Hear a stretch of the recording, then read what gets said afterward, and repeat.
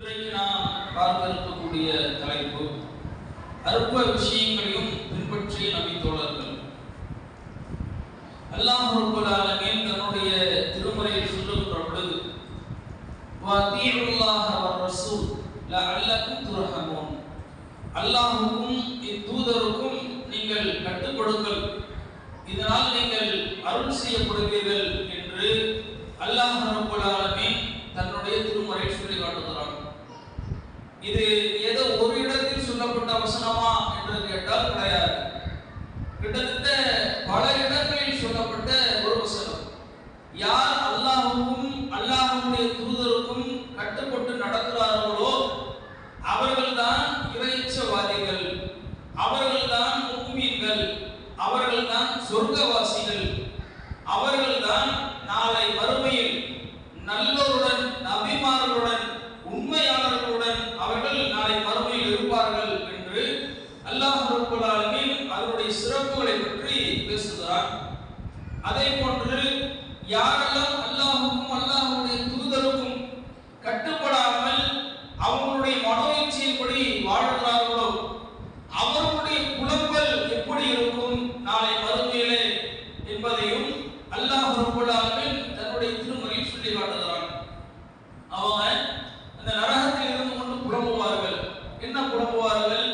யாலைனா வஅதஅனா அல்லாஹ வர்ரசூலா, நாங்கள் அல்லாஹ்வுக்கும் அல்லாஹ்வுடைய தூதருக்கும் கட்டுப்பட்டு இருக்க கூடாதா, நாங்கள் பெரியவர்களுக்கும் முன்னோர்களுக்கும் கட்டுப்பட்டு விட்டோமே அப்படின்னு சொல்லி அவர்கள் புலம்புவார்கள் என்பதை அல்லாஹ் ரப்பல் ஆலமீன் திருமறையில் சொல்லி காட்டுகிறார். அப்ப கட்டுப்படுதலை பொறுத்த வரைக்கும் இந்த உலகத்திலே அல்லாஹ்வும் அல்லாஹ்வுடைய தூதரும் சொன்னபடிதான் நம்மளுடைய வாழ்க்கையில் நாம் நடைமுறைப்படுத்துகிறோமா, அதன்படிதான் நம்மளுடைய வாழ்க்கை இருக்கிறதா என்று நம்ம ஒவ்வொருவரும் சிந்தித்து பார்க்க வேண்டும். அப்படி ஒருவேளை ஒரு கேள்வி கேட்டாலும் கூட இன்றைக்கு பல பேருடைய வாழ்க்கை ஒரு கேள்விக்குறியான ஒரு நிலையில் இருக்கிறது. ஆனால் அல்லாஹ்வின் தூதருடைய காலகட்டத்தில் வாழ்ந்த நபி தோழர்கள், சஹாபாக்கள், அவர்கள் ஒவ்வொரு சிறு சிறு விஷயத்தையும், சின்ன விஷயத்தையும், அற்பமான விஷயத்தையும் கூட அவங்களுடைய வாழ்க்கையில் நடைமுறைப்படுத்தக்கூடியவர்களாக இருந்தார்கள். அப்படிதான் அல்லாஹ் ஸல்லல்லாஹு அலைஹி வஸல்லம் அவர்கள் பார்த்திருந்தார்கள் அவங்களுடைய தோழர்கள். உதாரணத்திற்கு பல சம்பவங்களை சொல்லலாம். அல்லாஹ் ஸல்லல்லாஹு அலைஹி வஸல்லம் அவர்களுடைய மரணத்திற்கு பிறகு கலீஃபாவாக அபூபக்கர் ரலியல்லாஹு அன்ஹு அவர்கள் வர்றாங்க. அவங்களுடைய ஆட்சி காலம் கிட்டத்தட்ட ஒரு 2 வருட காலம்.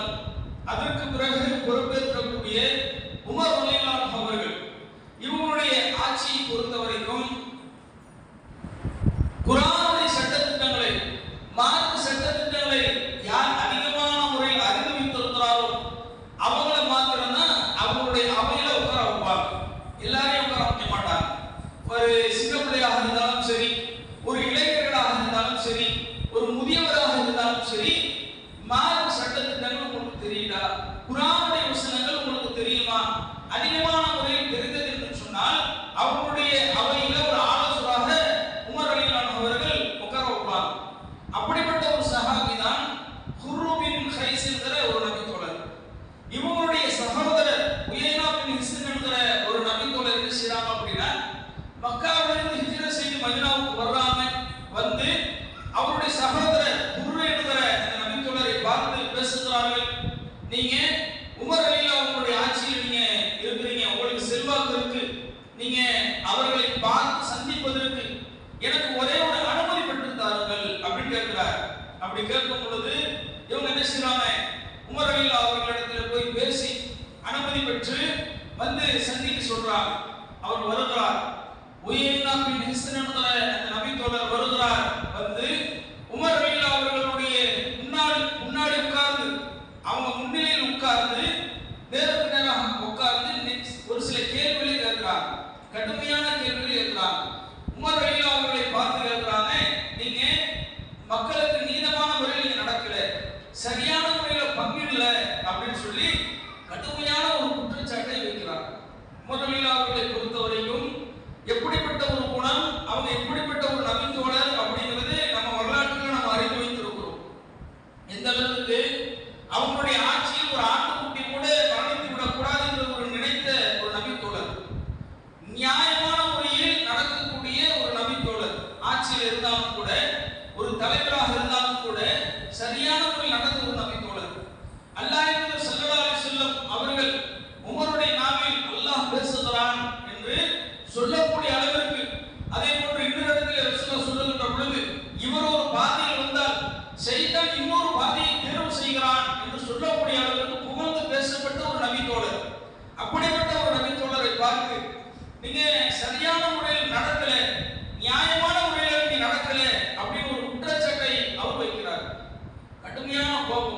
ஒரு அநியாயமான ஒரு குற்றச்சாட்டை என் மீது வைக்கிறாங்க. பொதுவாகவே உமர் ரலியல்லாஹு இயற்கையான குணம் என்ன? ஒரு தவறோ ஒரு நியாயம் உடனே கோபத்தை வெளிப்படுத்தக்கூடிய ஒரு குணம். அப்போ ஒரு அநியாயமான ஒரு குற்றச்சாட்டை இவர் வைக்கிறார் என்றால் கடுமையான கோபத்தினுடைய எழுந்து அவரை அடிப்பதற்கு முன் செல்கிறார்கள். அப்படி முன் செல்கின்ற பொழுது பக்கத்தில் இருக்கக்கூடிய குர்ரு பின் ஹைஸ் என்கிற நபித்தோழர், குர்ஆனுடைய சட்டத்திட்டங்களை அறிந்த ஒரு இளைஞர், அவர் என்ன சொல்கிறார்? அமீருல் முஃமினீனே சற்று அமருங்கள். அல்லாஹ் அவருடைய தூதருக்கு கட்டளையிடுகிறான். என்ன கட்டளையிடுகிறான்? சூரா அஹ்ராஃப்ல 7வது அத்தியாயம் 199வது வசனத்திலே அல்லாஹ் கட்டளையிடுகிறான், குதில் அஃவ வஅமுர் பில் உர்ஃபி வஅரில் அனில் ஜாஹிலீன். நீங்கள் பிறத்தன்மையை மேற்கொள்வீராக, நன்மை ஏவுவீராக, அறிவியலர்களை அலட்சியம் செய்கிறார். இந்த வசனத்தை சொல்லி காட்டுறார். அந்த அவையில உமர் ரலியல்லாஹு கோபத்தை வெளிப்படுத்துகின்ற பொழுது ஒரு அநியாயமான குற்றச்சாட்டை வைக்கிறார். அப்ப கோபம் வெளிப்படத்தான் செய்யும் யாராக இருந்தாலும். அப்ப கோபத்தை வெளிப்படுத்துகின்ற பொழுது அந்த நேரத்தில் குர்ஆனுடைய வசனத்தை அந்த இடத்தில் ஓதி காட்டுகின்ற பொழுது அப்படியே அமர்ந்து விடுகிறார்கள். குர்ஆனுடைய வசனம் மேற்கோள் காட்டப்படுகின்ற பொழுது கோபத்தோடு இருந்த உமர் ரலியல்லாஹு அவர்கள் அப்படியே அமர்ந்து விடுகிறார்கள். இதுதான் கட்டுப்படுதல். குர்ஆனுடைய ஒரு வசனத்திற்கு நம்முடைய பார்வைக்கு ஒரு சின்ன விஷயம் தான். அந்த விஷயத்தையும் கூட சரியான முறையில் கட்டுப்படுதல் அல்லாஹ் சொல்லி இருக்கிறான் அப்படின்னு சொல்லி கோபத்தை அடக்கி கொண்டு உட்கார்கிறார்கள் என்று சொன்னால், இன்றைக்கு கோபத்தை அடக்கக்கூடிய ஒரு உணர்வு நம்மிடத்தில் இருக்கிறதா? சின்ன சின்ன விஷயங்களுக்கு கோபத்தை வெளிப்படுத்துகிறோம். அற்பமான விஷயங்களுக்கு, பெரிய பாரதூரமான விஷயங்களுக்கு எல்லாத்துக்கும் ஒரே போன்ற ஒரு நிலையில் நம்ம பல பேர் இருக்கிறோமே. இன்னல்லாஹ மஅஸ் ஸாபிரீன், பொறுமையாளர்கள் அல்லாஹ் இருக்கிறான் சொன்னாலும் கூட அந்த பொறுமை நம்மிடத்தில் இருக்கிறதா என்று கேட்டால் அது ஒரு கேள்விக்குறிதான். இன்றைக்கு நாம் வாழக்கூடிய முஸ்லிம் மக்களாக வாழக்கூடிய நம்ம பல பேர் சைத்தானுடைய குணம் கோபம் அப்படின்னு தெரியும். தெரிஞ்சாலும் கூட அந்த கோபத்தை அடக்குகிறோமா என்று கேட்டால் கிடையாது. கோபத்தை சின்ன சின்ன விஷயங்களுக்கு வெளிப்படுத்தக்கூடிய ஒரு நிலையில் தான் நம்ம பல பேர் வாழ்ந்து கொண்டிருக்கிறோம். ஆனால் சஹாபாக்கள் அப்படி இல்லை.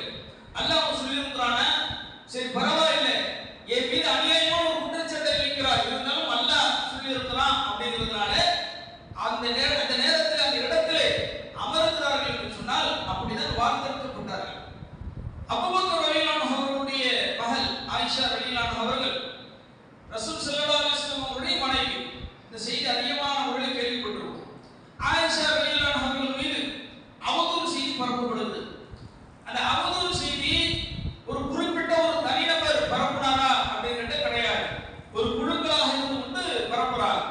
அந்த குழுக்களே ஒரு நபராக யார் இருக்கிறார் என்று சொன்னால் மிஸ்தஹ் என்ற ஒரு சஹாபி இருக்கிறார். இந்த சஹாபி யார் என்று சொன்னால் அபூபக்கர் ரலியல்லாஹு அவர்கள், ஆயிஷா ரலியல்லாஹு அவர்களுடைய தந்தை. அபூபக்கர் ரலியல்லாஹு அவர்களுடைய அவர்களுடைய ஆதரவில் வளர்கிறார். இவங்க தான் எல்லாமே செய்யறாங்க. அந்த சஹாபிக்கு எல்லாமே செய்யக்கூடிய ஒரு சஹாபியா யார் இருக்கிறாங்க? அபூபக்கர் ரலியல்லாஹு அவர்கள் இருக்கிறாங்க. அப்படி இருக்கின்ற பொழுது அவருடைய மகள் மீது மிகப்பெரிய ஒரு குற்றச்சாட்டை, ஒரு அவதூறை தூக்கி வீசுகிறார் என்று சொன்னால் யாராலும் கோபம், ஒரு தந்தையாக இருக்கக்கூடியவருக்கு கோபம் அதிகமான முறையில் வெளிப்படும். அப்படியே கோபத்தை வெளிப்படுத்துகிறார்.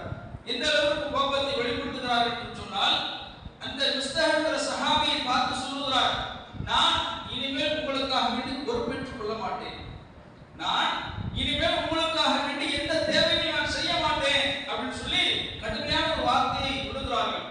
அல்லாஹ் வசனத்தை இறக்குறான். சூரா நூர்ல 22வது வசனத்தில் அல்லாஹ் சொல்லுகின்ற பொழுது, உங்களில் வசதி படைத்தோர், உறவினர்களுக்கும் ஏழைகளுக்கும் அல்லாஹ்வின் பாதையில் ஹிஜ்ரத் செய்தவருக்கும் நீங்கள் உதவ மாட்டோம் என்று சத்தியம் செய்ய வேண்டாம், மாறாக மன்னித்து அலட்சியம் செய்து விடுங்கள். அலா துஹிப்பூன ஐயக்ஃபிரல்லாஹு லக்கும் வல்லாஹு கஃபூருர் ரஹீம். அல்லாஹ் உங்களை மன்னிக்க வேண்டுமென நீங்கள் விரும்ப மாட்டீர்களா? அல்லாஹ் எழுதுறான். அல்லாஹ் இந்த வசனத்துல என்ன எழுதுறான்? அல்லாஹ் உங்களை மன்னிக்க வேண்டுமென நீங்கள் விரும்ப மாட்டீர்களா? அல்லாஹ் மன்னிப்பு மிக்கவன், நிகரில்லா அன்பாளன். மனிதன் தவறு செய்யும் மனிதன் படைக்கப்பட்டிருக்கிறான். அப்ப இந்த வசனம் இறங்கிய உடனே அபூபக்கர் ரலியல்லாஹு அவர்கள் என்ன சொல்றாங்க அப்படின்னா, நாளை மறுமையிலே அல்லாஹ் முன்னிலையில் நான் நிற்கின்ற பொழுது என்னுடைய பாவங்களை அல்லாஹ் மன்னிக்க வேண்டும் என்று நான் ஆசைப்படுகிறேன் என்று சொல்லிவிட்டு அந்த சஹாபியை அழைத்து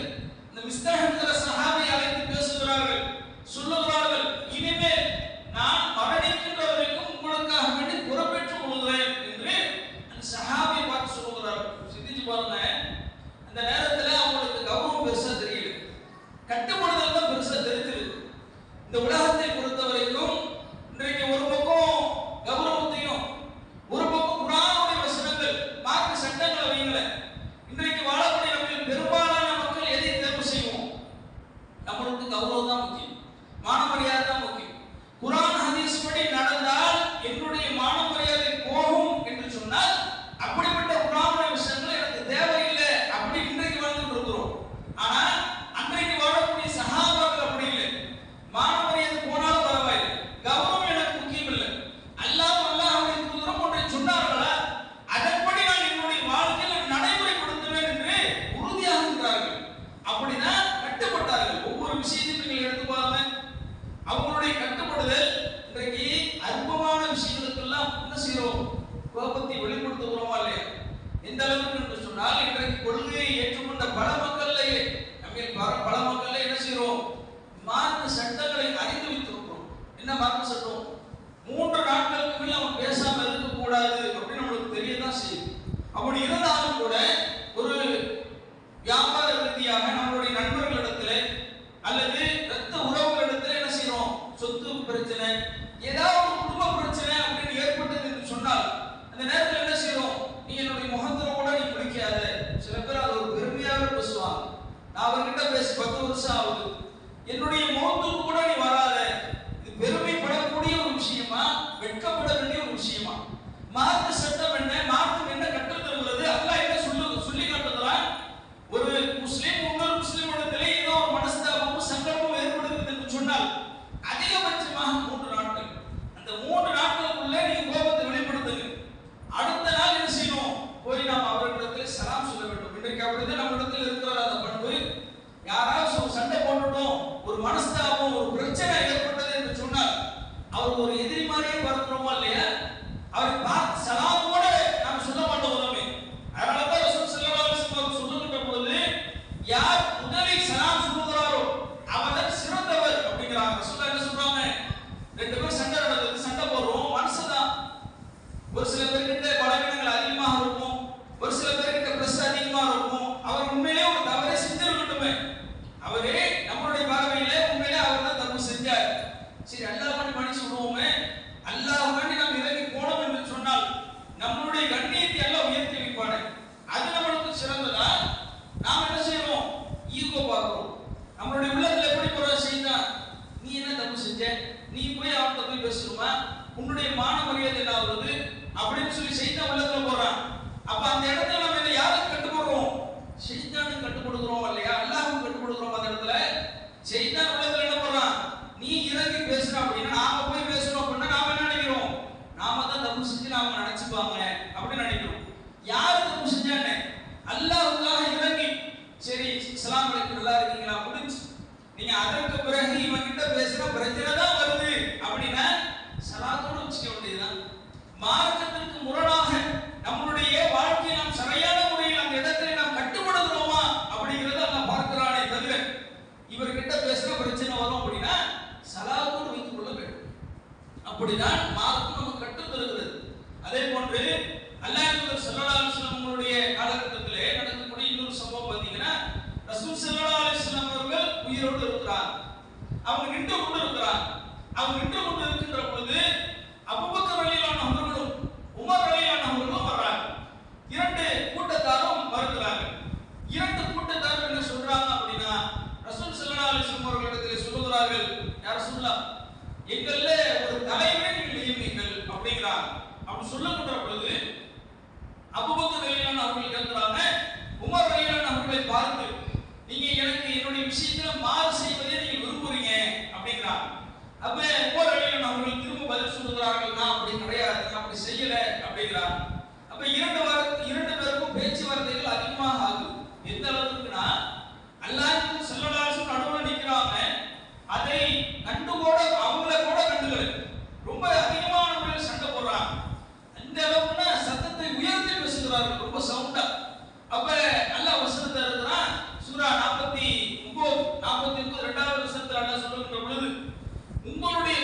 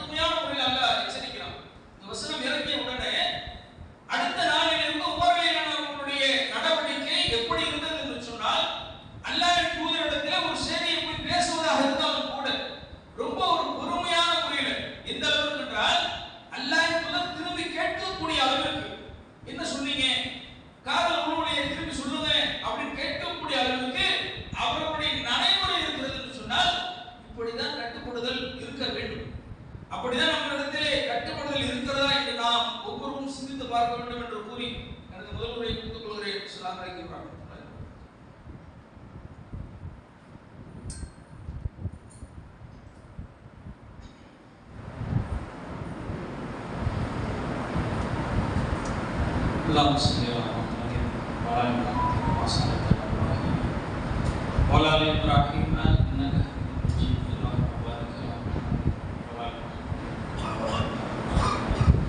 وعلى ال ابراهيم انك حميد مجيد. கட்டுப்படுதலை பொறுத்தவரைக்கும் சஹாபாக்கள் எப்படி கட்டுப்பட்டு அவங்களுடைய வாழ்க்கையில் நடந்தார்கள் என்பதை நாம் முதல் முறையில் பார்த்தோம். இன்றைக்கு வாழக்கூடிய நாம் நம்முடைய வாழ்க்கையில் எப்படி கட்டுப்படுகிறோம் என்பதை பார்க்க வேண்டும். அல்லாஹ் ரப்பல் ஆலமீன் திருமறையில் சொல்லுகின்ற பொழுது வமா கலக்துல் ஜின்ன வல் இன்ஸ இல்லா லியஅபுதூன், மனிதர்களையும் ஜின்னையும் என்னை வணங்குவதற்காக தவிர எதற்காக நான் படைக்கல. அல்லாஹ் போடக்கூடிய மிகப்பெரிய ஒரு கட்டளை, முதல் கட்டளை. அந்த அளவிற்கு அந்த கட்டளையை இன்றைக்கு நம்ம பல பேர் சரியான முறையில் பின்பற்றுகிறோமா? 5 வக்து தொழுகை இவ்வளவு சிறப்புமாக, பாரமாக, கஷ்டமாக இன்றைக்கு நம்ம பல பேருக்கு இருக்கு. ஒரு மூமின்கள் மீது குறிக்கப்பட்ட கடமையாக இருக்கிறது தொழுகை. உரிய நேரத்தில் எத்தனை பேர் தொழுகிறோம்? 5 வக்து தொழுகைகளை சரியான முறையில் எத்தனை பேர் பேணக்கூடியவர்களாக இருக்கிறோம்? குறிப்பாக சுபஹ் தொழுகை. சுபஹ்களுடைய சிறப்புகளை, நன்மைகளை பல இடங்களில் அல்லாஹ் சொல்லி காட்டுறாங்களே. மற்ற தொழுகைகளுக்கு இல்லாத ஒரு வாசகம் பாங்குடைய சத்தத்தில் சேர்க்கப்படுகிறது என்று சொன்னால், அஸ்ஸலாத்து கைரும் மினன் நௌம், தூக்கத்தை விட தொழுகை மேலானது என்று சொல்லப்படுகிறது. அது சொல்லப்பட்டாலும் கூட, அதை கேட்டாலும் கூட, அது யாருக்கோ சொல்லப்படுகிறது என்று இன்றைக்கு நம்ம பல பேர் வாழ்ந்து கொண்டிருக்கிறோமே. ஏசியை போட்டு நிம்மதியா தூங்குறோமே. அல்லாஹ்வை மறந்து ஒரு வக்து தொழுகை சரியான முறையில் பேணக்கூடிய ஒரு நிலையில் நாம் இல்லை. சிந்திச்சு பாருங்க, இதுதான் கட்டுப்படுதலா? சுபஹ்களுடைய சிறப்புகளை அல்லாஹ் சொல்லுகின்ற பொழுது, சுபஹ்களுடைய முன்சுன்னத் 2 ரக்காத் யார் தொழுகிறாரோ அவர் இந்த உலகமும் உலகத்தில் உள்ள அனைத்து பொருட்களையும் விட சிறந்தது அப்படிங்கிறார் ரசூலுல்லாஹ். அதே போன்று சுபஹ்களும் இஷாக்கும் யார் ஜமாத்தாக பேணுகிறாரோ அவர் முழு இரவு நின்று வணங்கியவரை போன்றவராவார். அந்த அளவுக்கு அவங்களுக்கு நன்மை கொடுக்கப்படுகிறது. சிந்திச்சு பாருங்க, முழு இரவு நின்று யாருக்காவது வணங்கக்கூடிய ஒரு சக்தி எந்த மனுஷனுக்காவது இருக்கா? அல்லாஹ் தூதருக்கு இருக்கா? இன்னைக்கு ஒரு நோம்புல ரமலான் மாதத்துல தொழுகிறோம், இரவு தொழுகை அப்படின்னு தொழுகிறோம். அந்த 1 மணி நேரம் தொழுகிறோம். அந்த 1 மணி நேரம் தொழுகையே எவ்வளவு பேருக்கு எவ்வளவு சிரமமா இருக்கு. பல பேருக்கு பல சிரமம். 1 மணி நேரம் நின்றுட்டு வரணுமா? கால் வலிக்குதே, கால் வீங்குதே. அந்த 1 மணி நேரத்தை தாண்டி இமாம் கூட போயிட்டாரு அப்படின்னா, ஒரு 1.25 மணி நேரம் ஆனா கூட நம்மளுடைய சிந்தனை எப்படி இருக்கிறது? ஆஹா, என்ன தாண்டி போயிட்டு இருக்கிறாரு, 1 மணி நேரத்தை தாண்டி போறாரு அப்படின்னு சிந்தனை வருதா இல்லையா? அப்ப முழு இரவு நின்று வணங்கி ஒரு கூலியை அல்லாஹ் தருகிறான் என்று சொன்னால், யார் சுபஹ்களை ஜமாத்தாக பேணுகிறாரோ பாதி இரவு நின்று வணங்கி ஒரு கூலியை அல்லாஹ் தருகிறான். சுபஹ்களுடைய இஷாக்களுடைய நன்மையை ஒருவர் அறிந்தார் என்று சொன்னால் தவறாமல் பள்ளிக்கு வந்து விடுவார். இதெல்லாம் சுபஹ்களுடைய சிறப்புகள் இல்லையா? எவ்வளவு சிறப்புகளை ஒரு தொழுகையில் அல்லாஹ் வைத்திருக்கிறான். அப்படிப்பட்ட ஒரு தொழுகையை அலட்சியமாக தூங்கி நம்ம தவற விடுகிறோமே. தூக்கத்தை விட, அதனால்தான் சொல்லப்படுகிறது தூக்கத்தை விட தொழுகை மேலானது என்று. அல்லாஹ் ஸல்லல்லாஹு அலைஹி வஸல்லம் இந்த இடத்தில் சொல்லுகின்ற பொழுது, சுபஹ் தொழுகையும் அஸர் தொழுகையும் யார் ஜமாத்தாக சரியான முறையில் பேணுகிறாரோ ஒருபோதும் நரகத்தில் நுழைய மாட்டார். ரசூலுல்லாஹ்வுடைய வாக்கு. இந்த அளவுக்கு பாருங்க, நம்மளுடைய ஆசை என்ன? சொர்க்கத்துக்கு போகணும், அதான ஆசை. அதுக்காக தான் வாழ்ந்துட்டு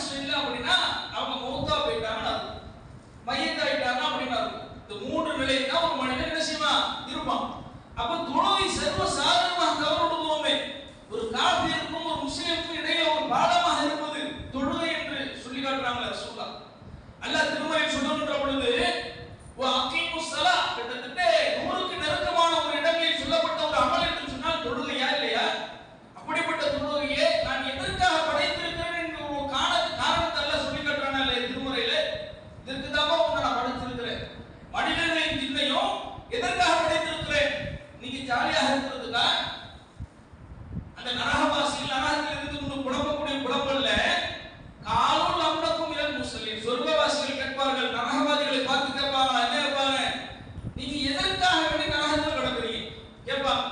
அப்படி கேட்கின்ற போது நரகவாதிகள் சொர்க்கவாதிகளை பார்த்து சொல்லுவார்கள், காலுல் அம்லக்கும் மினல் முஸ்லிம், நாங்கள் குலக்கூடியவர்களாக நாங்கள் இல்லை, ஏழைக்கு உணவளிக்கக்கூடியவர்களாக நாங்கள் இல்லை.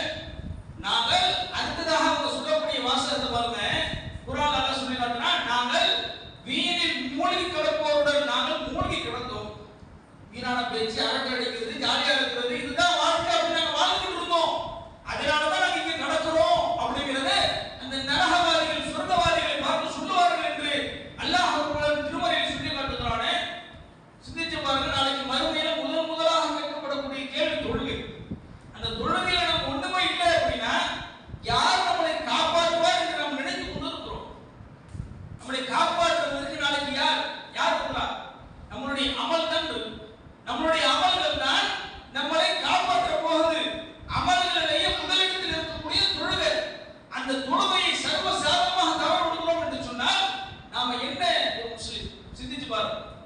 நான் ஒரு முஸ்லிமாக இருக்கிறோம் என்று சொன்னால், ஒரு மூமினாக இருக்கிறோம் என்று சொன்னால் தொழுகை சர்வசாதாரணமாக தவறு விடுகிறோமே. அல்லாஹ் ஸல்லல்லாஹு அலைஹி வஸல்லம் அவர்கள் மரண தருவாயிலும் கூட, அவங்க மரண படுக்கை அந்த நேரத்திலும் கூட தொழுகைக்கு முக்கியத்துவம் கொடுத்தாங்க. ஜமாத் தொழுகை எந்த அளவுக்கு இரண்டு சஹாபாக்கள் தூக்கி கொண்டு வருகிறார்கள். இரண்டு சஹாபாக்கள் தூக்கி கொண்டு அவருடைய தோள்புஜத்தை தூக்கி கொண்டு அவருடைய கால்கள் நடுவில் தெரியக்கூடிய வகையில் வருகிறார்கள் என்று சொன்னால் யார் அவங்க? முன்பின் பாவம் மன்னிக்கப்பட்ட ஒரு நபி, ஒரு மனிதர். அவங்க தொழுதாலும் சரி, தொழுவனாலும் சரி, பாவ மன்னிப்பு தேடினாலும் சரி, தேவைனாலும் சரி, அவங்க சொர்க்கம் என்று அல்லாஹ் உத்தரவாதம் கொடுத்திருக்கிறான். அதனாலதான் ஆயிஷா ரலியல்லாஹு அன்ஹா கேட்கிறாங்க, கால் நீங்கக்கூடிய வகையில இரவு நேரத்தில் நின்று அல்லாஹ் ஸல்லல்லாஹு அலைஹி வஸல்லம் தொழுகின்ற பொழுது யார் சொன்னா, ஏன் இந்த அளவுக்கு நீங்க சிரமப்படுறீங்க? ஆயிஷா ரலியல்லாஹு கேட்கிறாங்க, இதற்காக இவ்வளவு சிரமப்படுறீங்க? அப்ப அல்லாஹ் தூதர் சொல்லக்கூடிய வார்த்தை என்ன? நான் என்னுடைய இறைவனுக்கு நன்றியுள்ள அடியானாக இருக்க வேண்டும் என்று ஆசைப்படுகிறேன். ரசூலுல்லாஹ் சொல்லக்கூடிய வார்த்தை. சிந்திச்சு பாருங்க, நாம் ஒவ்வொருவரும் ஒரு நாள் மரணிக்க போகிறோம், அதை நம்புகிறோம். குல்ல நஃப்ஸின் தாயிகத்துல் மௌத், ஒவ்வொரு ஆத்மாவும் மரணத்தை சுவைத்திருக்கிறோம். நாளைக்கு மறுமைங்கிற ஒரு வாழ்க்கை இருக்கிறது என்று நம்புகிறோம். அந்த வாழ்க்கைக்காக வேண்டி என்ன சேவைத்து வைத்திருக்கிறோம்? இந்த உலகத்துல ஒரு வக்து தொழுகைகளை கூட சரியான முறையில் நான் பேட மாட்டேன் அப்படின்னா, இவ்வளவு அருட்கொடையை அல்லாஹ் ரப்பல் ஆலமீன் கொடுத்து என்னை வணங்கு அப்படின்னு சொல்லக்கூடிய ஒரு அமலை கூட நான் சரியான முறையில் செய்யல அப்படின்னா இவ்வளவு நன்றி கெட்ட ஒரு படைப்பாக இந்த உலகத்தில் வாழ்ந்து கொண்டிருக்கிறோம். சிந்தித்து பாருங்கள். ஒரு சில சம்பவங்களை எல்லாம் காட்டுகிறானா இல்லையா? பாலஸ்தீன மக்கள் ஒவ்வொரு நாளும் நம்ம சமூக வலைதளங்களில் பார்த்துட்டே இருக்கிறோம். ஒரு செய்தியாக பார்த்து இப்படி நோக்கிட்டு போயிருக்கோம். அதே ஒரு செய்தி அப்படின்னு நம்ம பார்க்கிறோம். அந்த மக்களுக்காக எத்தனை பேர் பிரார்த்தனை செய்கிறோம் தெரியல. அந்த மக்களுடைய நிலை எவ்வளவு மோசமான ஒரு நிலையில் அந்த மக்கள் வாழ்ந்து கொண்டிருக்கிறார்கள் அப்படிங்கிறத ஒரு வீடியோவாக பார்த்துட்டு இப்படி நோக்கிட்டு போறோம். நம்மளுடைய வாழ்க்கை அப்படி இருக்கு. அந்த மக்கள் சாப்பிடுவதற்கு சாப்பாடு கிடையாது, உணவுக்கு உணவு கிடையாது, குடிநீர் கிடையாது, இருக்கிறதுக்கு இடம் கிடையாது. பள்ளிவாசல்ல கொண்டு வைக்கிறான், மருத்துவமனையில கொண்டு வைக்கிறான். அந்த மக்கள் ஒவ்வொரு நாளும் மரண பீதியில் வந்து கொண்டிருக்கிறார்கள். எங்கே கொண்டு வரும், எங்கே எப்போ நமக்கு மௌத்து வரும் அப்படின்னு சொல்லி ஒவ்வொரு நிமிடமும் மரண பயத்தில் வாழ்ந்து கொண்டிருக்கிறார்கள். அப்படி இருந்தாலும் கூட தொழுகையை சரியான முறையில் பேணுகிறார்கள். அல்லாஹ் சொல்லுகின்ற போரின் போதும் கூட, போர் எவ்வளவு ஒரு பதட்டமான ஒரு சூழல். நம்ம இன்னைக்கு பார்க்கிறோமா இல்லையா, போர் எப்படிப்பட்ட ஒரு சூழ்நிலையில இருக்கிறோம் அப்படின்ட்டு. போர் அப்படிங்கிறது எவ்வளவு ஒரு பதட்டமான ஒரு சூழல். அந்த நேரத்தில் கூட நீ தொழுதுதான் ஆகணும். அல்லாஹ் போடக்கூடிய கட்டளை. எப்படி தொழுவு? சுருக்கி தொழுது கொள். ஒரு ஆள் ஒரு குழுக்கள் என்ன செய்யுங்க, நீங்க தொழுவுங்க. இன்னொரு குழுக்கள் நீங்க முன்னாடி பாதுகாப்பாக நின்று கொள்ளுங்க. அந்த நேரத்தில் நீ தொழுதுதான் ஆகணும் அப்படின்னா எந்த அளவுக்கு தொழுகைக்கு முக்கியத்துவம் கொடுக்க சொல்றாங்க. ஆனா இன்றைக்கு நாம அப்படிதான் வாழ்கிறோமா? எவ்வளவு ஒரு நிம்மதியான சந்தோஷமான ஒரு வாழ்க்கையில கொண்டிருக்கிறோம். நல்லா சாப்பிடுறோம், தூங்குறோம், ஏசியை போட்டு படுத்துக்கிறோம், நிம்மதியான ஒரு தூக்கம் தூங்குறோம், வெளில போறோம், வர்றோம். இவ்வளவு ஒரு நிம்மதியான ஒரு சந்தோஷமான வாழ்க்கையை கொடுத்தும் கூட அல்லாஹ் சரியான முறையில் அமல்களை செய்ய மாட்டேன், அல்லாஹ் போடக்கூடிய முதன்மையான ஒரு கட்டளை, ஒரு அமலை கூட நான் செய்ய மாட்டேன் அப்படின்னா எவ்வளவு நன்றி கெட்ட ஒரு படைப்பாக நான் வாழ்ந்து கொண்டிருக்கிறோம். சிந்தித்து பாருங்க. நல்லா அப்ப அல்லாஹ் போடக்கூடிய கட்டுப்படுதல் என்பதை பொறுத்த வரைக்கும் கட்டுப்படுதலே முதன்மையாக இருக்கக்கூடிய ஒரு வணக்கம், ஒரு அமல் என்று சொன்னால் தொழுகை. தொழுகை சரியான முறையில் பேணி அல்லாஹ் திருமறை குர்ஆனை நீங்கள் எடுத்துக்கொண்டால் நிறைய விஷயங்கள் அல்லாஹ்வுடைய தூதர் நமக்கு சொல்லி தர்றாங்க. அவங்க எப்படி சொன்னார்களோ, எதை சொன்னார்களோ அதன்படி நம்முடைய வாழ்க்கையில் நாம் நடந்து கட்டுப்பட்டு வாழ்ந்து மரணிக்கக்கூடிய நன்மக்களாக அல்லாஹ் ரப்பல் ஆலமீன் நம் அனைவரையும் ஆக்கி அருள் புரிவானாக என்று பிரார்த்தித்தவனாக இந்த உரையை முடித்துக் கொள்கிறேன். வாஹிர தஅவானா அல்ஹம்துலில்லாஹி ரப்பில் ஆலமீன். அஸ்ஸலாமு அலைக்கும் வரஹ்மத்துல்லாஹி வபரகாத்துஹு.